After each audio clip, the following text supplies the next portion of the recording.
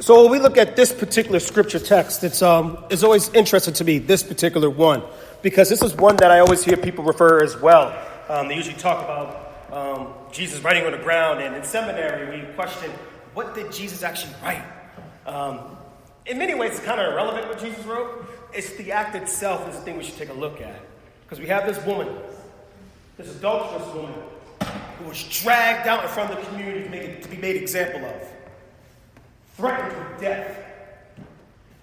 The irony of this being the reading for today is looking at what the feast day of what today's feast day is. You know what feast day is today? Yes, Our Lady of Guadalupe.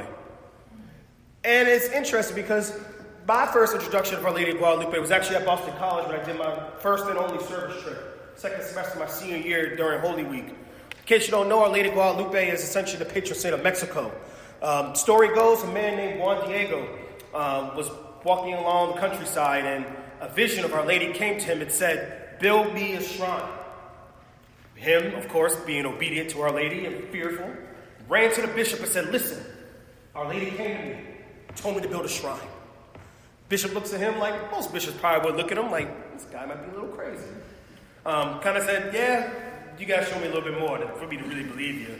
Probably said it in a more holy sort of way. This is the 1500s. Man, of course, was rejected. He knew what he saw. He knew Our Lady came to him. So Our Lady comes to him again and says to him, "Listen, go back to the site." And mind you, this is wintertime. Go back to the site. It's wintertime. I want you to go and pick a special flower that I put there that's impossible to grow during this time of the year. Go and pick that flower and bring it to the bishop. So he goes, and the bushel of flowers are there. He picks the flowers, goes to the bishop. Says to the bishop, "Listen, Our Lady came to me again. Wants this shrine built." And while he's talking to the bishop, Our Lady appears in front of the bishop and in front of Juan Diego, except this time she has darker skin and looks like mestizo, essentially Indian and Spanish, effectively Mexican people. Bishop sees it, of course, like, okay, you already know now, I'm going to build this shrine.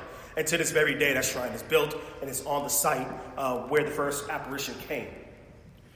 The reason why this is interesting is because it's the tale of two women that we see today.